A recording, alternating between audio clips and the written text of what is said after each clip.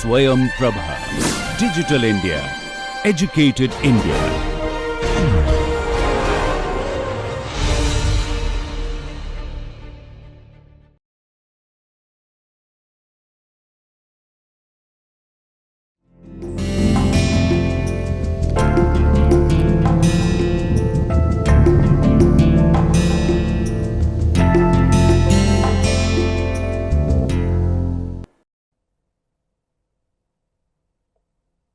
Hello everyone, welcome to today's session. In this session, we will explore one of the most defining economic events of our time, that is the global financial crisis of 2007 and 9. We will trace how a combination of subprime lending, mortgage-backed securities, and complex financial products like CDOs created systemic vulnerabilities in the economy. We will see how moral hazard and agency problems encouraged excessive risk-taking, leading to the collapse of major financial institutions. We will then move on to understand how governments intervene with bailout packages and stimulus programs, and finally, what regulatory lessons were drawn to prevent future financial crises. By the end of this session, I hope you will not only understand how the crisis unfolded, but also the broader lessons it taught us about the financial markets, regulations, and the global economy. So let me begin with giving you a few facts about the 2008-9 recession. So some of the key economic impact with a special reference to US I am highlighting here. One is obviously you know that final recession means the decline in economic activity, contraction in economic activity. So you can see that the GDP, the annual production of goods and services is declined by 5.1%. Then the unemployment is peaked at 10% in October 2009, and the household wealth, there is a deterioration in the household wealth, fell nearly 19 trillion, and this is mostly due to the collapse of mortgage market, the steep decline in the net worth of housing, as well as the stock market collapse that took place at that time. And in addition, and overall, there is a decline in global trade. It contracted by over 10% in 2009. So this you can clearly see in the figure that the GDP declined by a huge margin, and another is in parallel there is increase in unemployment rate. Coming to the crisis, how this crisis unfolded. It began as a subprime mortgage crisis, that is a crisis in the mortgage market, housing market, which further escalated into a global financial crisis and further triggered into a deep economic contraction, that is recession. Overall, there is a sharp fall in consumer spending, business investment and credit flows, and mostly in the developed countries, and to some extent to little bit it reflected in the developing countries as well. Let me now see what are the major causes that led to the financial crisis. So the roots of the 2007-9 financial crisis lay in three interconnected problems. The first one is financial innovation in mortgage markets, which introduce complex products like mortgage-backed securities and collateral debt obligations. So these financial instruments, this is as a product of financial engineering at that time. Due to the financial innovation, they were supposed to spread risk, but instead this made the system more fragile, and it encouraged the stakeholders to take more risk, and it further led to the collapse of the market. And the second one is there were agency problems in lending, mainly by the bankers and other financial institutions. So banks no longer kept the loans they issued but they sold these loans to a third party. This originate to distribute model they followed, and it encouraged quantity over quality because they are not much worried about the default risk, because the banks, what they did, that the moment they gave the loans, mortgage loans, and then they sold out these loans to a third party, the third party converted it into a financial product, then issued as a financial instrument in the market and raised money by selling it. So it led to a surge in risky subprime mortgages in the market. Then coming to finally, the third part is the credit rating agencies misjudge the risk, often giving AAA rating to securities that were far from safe. As we studied in one of the previous session, that means the credit rating is given from starting from AAA to even the bottom, that is a speculative bond or junk bond. So when the default risk is very low, then they used to get AAA ratings. But here some of the products, even without the credit rating agencies, without really assessing its true default risk, they granted some of the financial products and companies the AAA rating. Actually they were far from safe. This asymmetric information problem meant investors underestimating the danger, because that investors, they rely mainly on the rating agencies rating given by the rating agencies. So this fueling the bubble, and that eventually burst. So actually overall investors underestimated the true risk associated with the mortgage loans, and it led to a mispricing of these assets. Then let me now take you to the how this crisis unfolded, and it's mostly the 2007-9 crisis. It was mainly three stages. One stage is it was a real estate crisis, it was a mortgage crisis, and the second one, then it became further, it led to a financial crisis, a banking crisis, and then thirdly and finally it triggered into an economic recession, that the recession, economic crisis. So simply we can put out three important events. In 2007 it was a real estate crisis, and 2008 it was a financial crisis, and in 2009 it was an economic crisis, that is nothing but recession. The first stage of the crisis began with financial innovations in mortgage markets. Mortgage market means mainly the housing markets. The products like subprime mortgages.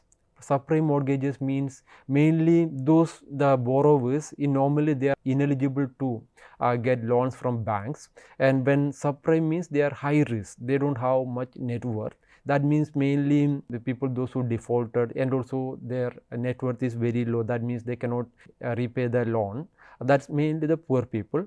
And those who don't have a very formal job, those who are working in the informal sector, they were considered as the subprime borrowers. So products like subprime mortgages, actually mainly these housing loans were given to the poor people. Then not only that, there is mortgage backed securities that spread risk across investors. In addition, the collateral debt obligations were designed to expand lending and spread risk, but they actually encouraged excessive risk taking by the investors and the borrowers.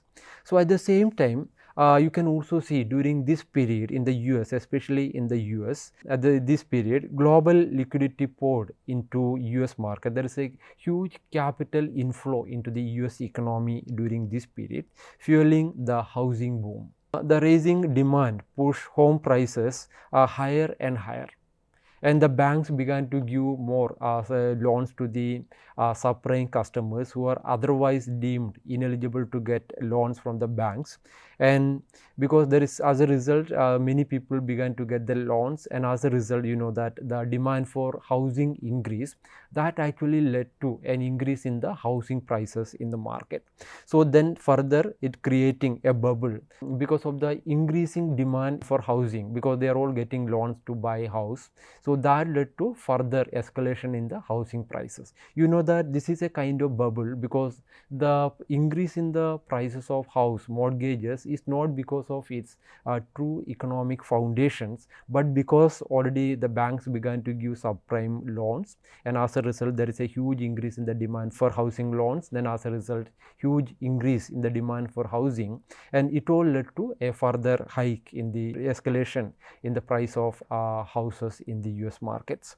And further, after certain point of time, it began to show its true color. That means it began to touch its true economic foundation, because you know that initially it was simply a bubble, but that was unsustainable in the long run. So you can see here I am showing you how housing prices fuel the crisis. So after the 2001 recession, the mild recession in 2001, the subprime mortgages expanded rapidly, with politicians and lenders promoting the idea of credit access for all.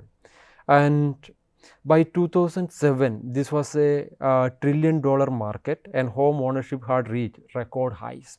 And this is mainly because there is a kind of more liberal or the liberal approaches from the politicians and policy makers, because they thought that actually is the time to democratization of the credit. The people, those who are otherwise seemingly less not eligible to get loans from the financial institutions, the government and other policy stakeholders, they began to promote the subprime loans. They encourage the poor people and the subprime people applying for loan and owning houses.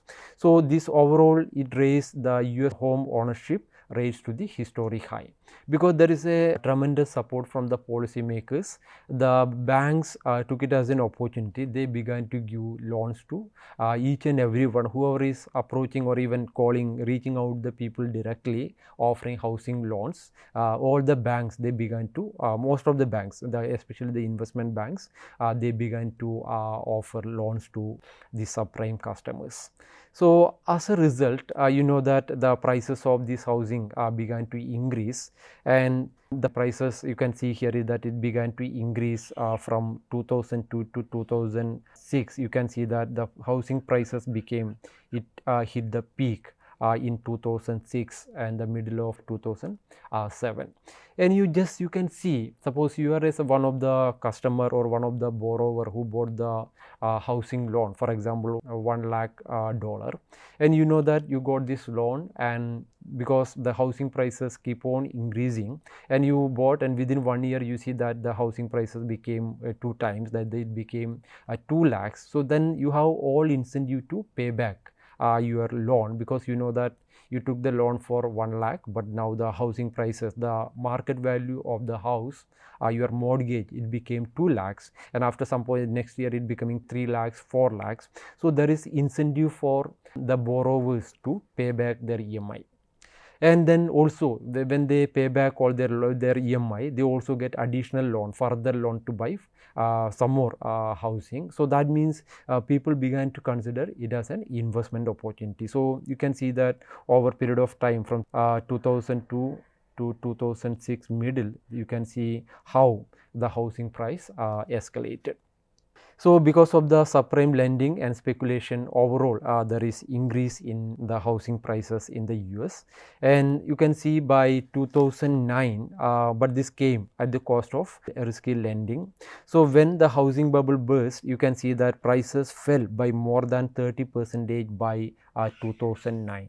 So you can see here it became, this is the peak of the housing prices, but by 2009 you can see that the housing prices became this one. There is a sharp fall in the housing prices. Then what happened, that the borrowers who got the mortgage loan, they now began to realize that the asset value of their houses are deteriorated too fast, and then what they did, that many customers, most of them, they began to default their loan. They know what, in case if they are not paying back the loan, only the mortgage will be acquired by the bank, and they are fine with it, because the housing prices, there is a steep decline. You know that by 2009, you can see if here in the figure, there is a further sharp fall in the asset value of the mortgages, and as a result, overall there is a large number of default of the mortgage loan.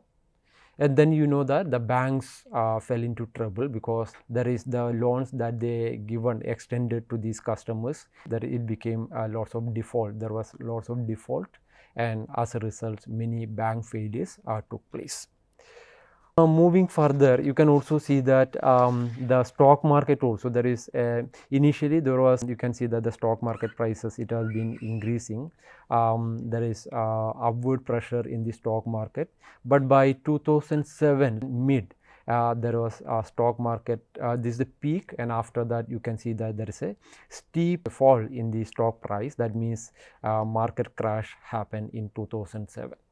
And this is because, mainly because the investors, those who invested in the mortgage loans, because all the mortgage loans, these are all converted into a financial products. Since the borrowers are not paying back their loans, all these financial products also began to fail, and then as a result, you know that the banking system began to fail, financial institutions began to fail, and the other those who are involved in this business, all of their share price began to fall. So then it all led to the economic activity also began to fall. As a result, you know that you can see here is that there is a stock market crash, and you can see how steep was the fall from here. That means you can see that this much steep fall in the stock market price. Moving further, in addition, in parallel to this, there was some of the behavior of the policy makers side also contributed to the subprime mortgage crisis. And the Fed, especially the Fed Reserve System, there was a cut in the Fed fund rate, that is the short term interest rate, interbank interest rate. There was a cut in that. So you can see that in early 2000s there was a mild recession.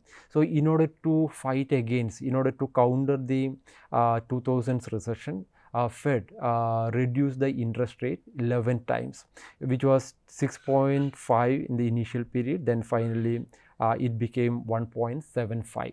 So you can see that when the rate of interest is declining, for the mortgage loans also become very cheap, because you know that when Fed fund rate declines, in parallel you can see other rate of interest also declines. So this has been reflected in the interest rate, in other interest rate as well. So as a result, there was a cheap credit boom in all sectors of the economy. So you can see one impact is, you can see lower interest rates encourage banks to expand consumer lending. That is one. Second one, mortgages became widely available, fueling a housing boom. In addition, I already mentioned in a couple of minutes ago, the policy makers, especially the government, also in support of encouraging the poor people, especially the subprime customers, also to own housing. So overall, all these led to a rise in subprime lending during this period, because you know that banks extended credit not just to low risk customer, that is the prime customer whose credit score is very high, not only to them but also to subprime borrowers, you know that whose credit score is much less. That means high risk customers at a higher interest rate, because already the market interest rate is very low at that time. Then when they are extending these loans to subprime borrowers, they will get relatively little bit high interest rate, because you know that they are high risk. High risk means they need to pay high interest rate. So this overall, all this created a surge in risky mortgages that would later collapse. Let me now also talk about one of the key important financial instruments that emerged during the early 2000s. So these are called mortgage-backed securities, and it played a central role in the 2008 crisis. So by turning individual mortgages into tradable securities, banks created an investment that seemed safe and profitable.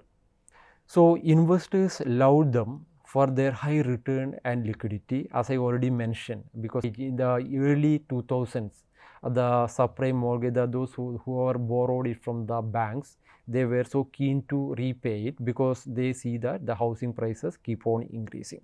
So for the investors, those who bought these financial products, so because as I mentioned, a bank sold out these mortgage loans to a third party, and they clubbed all these financial loans, mortgages into a financial product, and then they issued it as a financial products into the investors. So initially, as I mentioned, that the repayment was very clear and repayment was on time, there was no default, and as a result the investors initially they began to get high return on their investment, and they allowed them because of, as I mentioned, high returns and liquidity, while banks enjoyed, what the banks keep on lending to the subprime customers because they enjoy transferring risk of their balance sheet, because they sold out their loan immediately after issuing a loan, this mortgage then loan they sold out into a third party. So but this widespread securitization also meant that when US home owners began to default at a later stage, the shock waves were transmitted across the global financial system. So that means, which I mentioned, that actually when the default has taken place, it actually sent shock waves across the sectors, that means including investors and the third party which I mentioned, and also the banks. Let me now move to one of the most important instruments that magnified the 2007-2009 financial crisis. It's called collateralized debt obligations. So CDOs pooled mortgages into securities and sliced them into tranches with different risk returns. So you can see that these are all cash flow generating assets like mortgages, pooled them together and divided into tranches. The tranches, how these tranches look like, there is AAA rating, those were the, suppose you just see that among the household, these house mortgages, you just look at the default risk. So initially there was no default risk. So all these loans were categorized into different tranches, different financial products groups, and those who got the AAA, that means that if suppose out of this all the loans, whoever is paying back their EMI initially, that will go to this AAA rated products, and if there is those who are paying later on, that would go to the lowest rated product. Then the AAA tranches were considered safe, while lower tranches offered higher yields. So what rating agencies did here is that rating agencies often gave even risky tranches high ratings, boosting investors' demand. So as subprime borrowers defaulted, the CDO structure collapsed. Even safe tranches turned toxic. So the overall, the banks and investors worldwide face huge losses, and firms dependent on CDOs went bankrupt. So the repackaging into CDO squared only multiplied the risk and amplified the crisis. So let me show you how does it look like. So CDO means, so just look, these are all the individual mortgage loans. So there are millions of people got the loans. So these are all individual home loans, mortgage loans that the borrowers. So all these mortgage loans, you know that immediately after making the loans, banks, instead of keeping it, giving the debt servicing, all these banks, they sold out these loans to a third party. The third party pooled all the mortgage loans, and what they did that they are mainly investment banks and other financial institutions. They categorize this into is a kind of financial engineering. Actually, these are all only loans, that mortgage loans they made into different financial products, and those who the default risk is low, those loans were categorized into AAA, and the other, you can see that higher the risk, you know that the rating goes down. And then further what they did, that this is initially the security based, the mortgage backed securities, that is called MBS, and then later on the lowest rated mortgage, this financial product, they made into another financial instrument that is called CDOs. Again, this actually is already, these are all lower rated products. This you can see here, these are lower rated products. This has been transferred to another collateral debt obligations, and then again that one they made further tranches. Again, this was been rated as AAA, AA, A, and finally the speculative grade, like that. So then you can see here again, here the lowest loss, but in the bottom you can see the first loss. So that means if there is a default out of total loan, for example, out of 100 loans, if there is the 10% there is a default, this default would go here in this group. So that means if there is the remaining, if there is when the crisis magnified, then you can see that suppose there is 80% default, then what happened that these people would suffer, and mainly these people would suffer. And those on the top, these people, and mainly they will be getting their money back, their investment is safe. So moving further, this is how it looked like. So these are some texts. I would suggest you go through this to get more clarity on how does these collateral debt obligations are structured, and how they become acted as a structured financial instruments that purchase and pool financial assets such as the riskier tranches of various mortgage-backed securities. Then overall, to simplify the entire crisis, how the different phases, as I mentioned, first one is the mortgage loans, then CDO pool assets into bundle, then they make into different risk categorization. However, as you know that then there is a default risk, then finally this led to the financial crisis. This may look initially more complicated figure, but I would suggest that you go through this carefully, that going through number 1, number 2, number 3, this actually very systematically explain how the 2007-9 crisis unfolded, and starting from the mortgage loan, then becoming MBS, then CDO, then further leading into economic crisis. Then further, by 2008, the financial crisis escalated into a full-blown banking crisis. Banks face huge write-downs. You know that there is a default in the mortgage loan, and sold off assets and tightened credit. Major institutions like I have already listed out here, Bear Stearns, Fannie Mae, Freddie Mac, and Lehman Brothers. Major institutions like all these institutions either collapsed or required massive bailouts. So the ripple effects were severe.